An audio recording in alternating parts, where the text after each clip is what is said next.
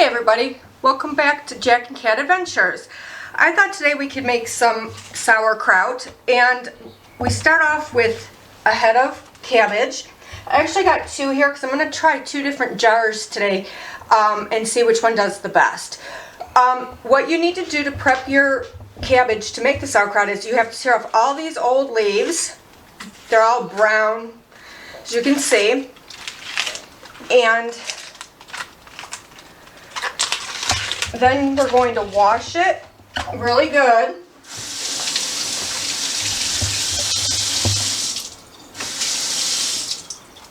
Just one more leaf that needs torn off here.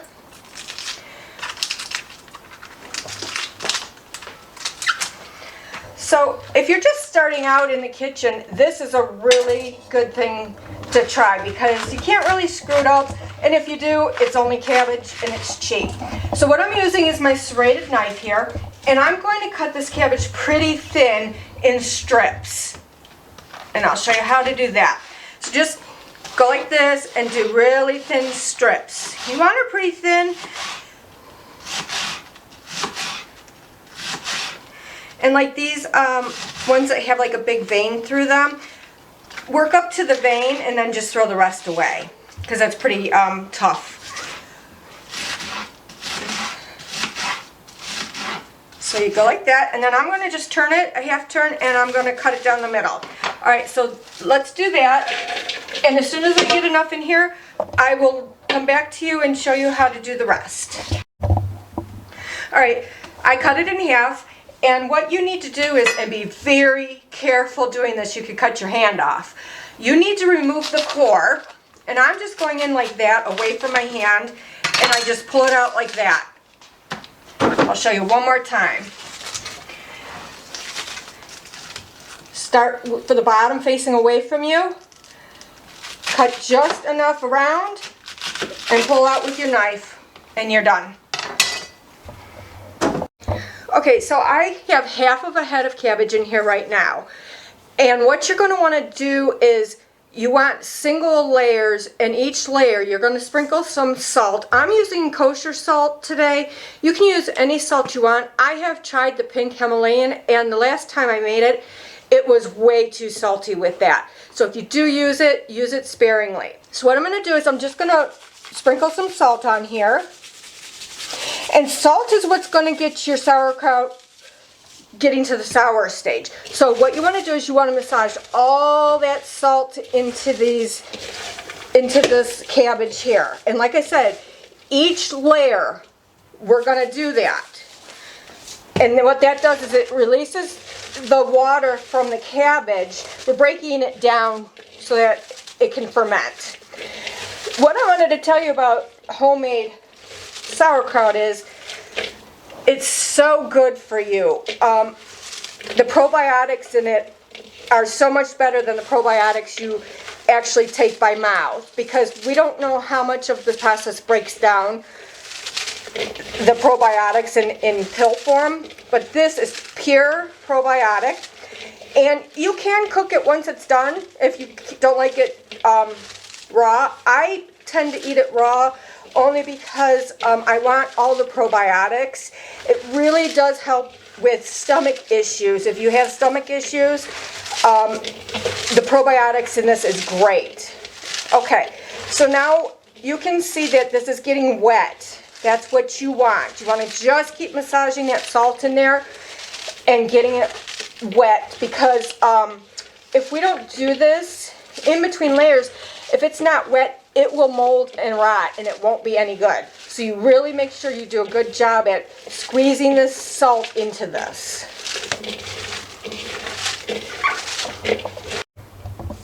Alright, so I just keep sprinkling salt layer by layer, and I just keep smashing this. You want it wet. It should be really, really wet, and that's telling you you're doing the right job. If it's not wet enough, add a little more salt. This is all due to the cabbage wetness, so I can't really tell you how much to add in the beginning to break down the water, break down the cabbage to get the water out. But you'll get a feel. It feels really limp, soft, compared to when you put it in. Alright, so I'm done kneading this for now. I'm going to let it set about a half hour, and that'll help it break down enough to put it into the jars. So now you can see that my cabbage has sit for 30 minutes, and it's very, very soft. There is a lot of juice on the bottom. And now we're going to start putting it into our jar. Now, before we do that, I wanted to show you what I ordered on Amazon. And this is called Art Comb, and it's a tamper set. And you will need something to stomp the cabbage down, because that will get the juices flowing again. So I bought this also on Amazon, and this makes me feel safer that it's getting done right. This will show you what's going on with your cabbage. So let's start. Make sure everything is clean and dry. You don't want any dirt or anything in here because it will spoil the cabbage. So let's start by putting our cabbage in, just a couple handfuls at a time, and each time you put some in, you're going to stamp it down. And I mean hard, like pretty hard. You don't want air to get in between your cabbage. That's what will cause it to mold. So make sure that you stamp it down really good. And I know it's a little bit, takes a little bit more time to do it this way, but you're sure that there'll be no air pockets in this.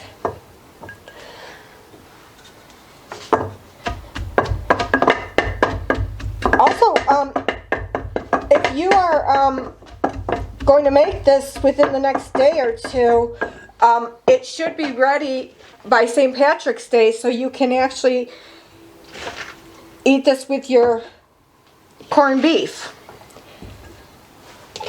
Nothing's better than homemade. That air out. And I'm kind of glad, you do need to leave a little bit of head space. So I would say probably about up to here would be good once you get your water and everything in, because you're going to need a weight that weights down this cabbage, and I will show you how to do that. You can also take one cabbage leaf if you have it left. I forgot to do this, but it doesn't matter. You can put it on top of your cabbage and then put your weight in there. So now this is how much water I have left out of that cabbage, and that was 2 heads of cabbage. I'm just going to pour it into here, save all that water. Okay.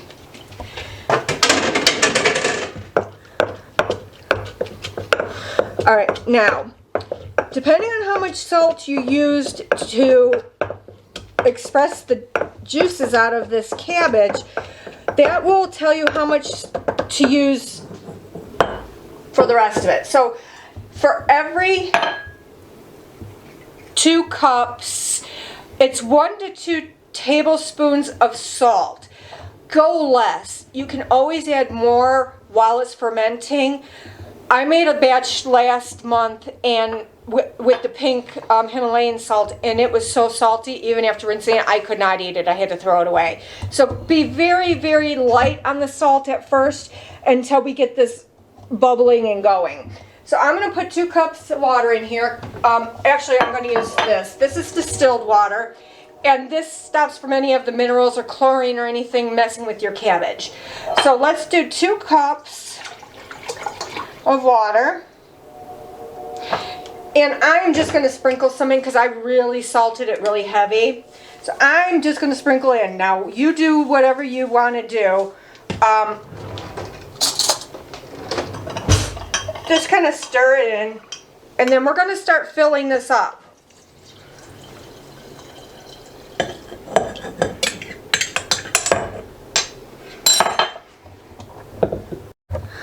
Now that my water is added, I'm going to do one more time of just pushing down, making sure you get all the bubbles out of your cabbage, and you're not going to hurt the cabbage, just do it really hard. You can feel the bubbles coming up on the sides of this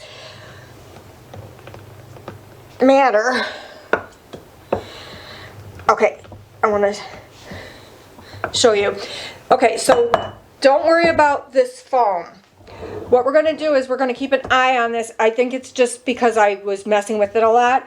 But sometimes during the process you will get foam like this. And what you're going to do is you're just going to skim off the foam. And I'm just going to do a light one. I don't think it's matter. I think it's just for me pushing, like I said. So now what we're going to do is everything's done there. So now we have to weight down our cabbage. Okay, so I have this ramekin, and what I'm going to do is I'm going to place it inside my jar, like so, and I'm going to press it in there. And what you want this weight to do, push a little bit of water in it just to hold it down. And this is going to hold your cabbage down into your jar. You want it always covered with water. If this water does not cover the cabbage, add more water, preferably distilled. But now we're going to put the lid on, and we're going to set it in a cool, dry place. Okay, so my jar has a bubbler, and you're going to put water into the first line. So let's do that.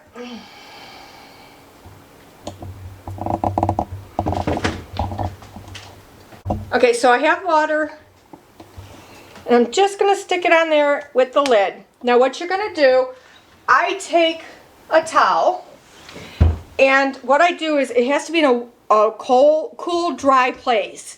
So what I do is I wrap the towel around like this, and then I have clips that I clip on here.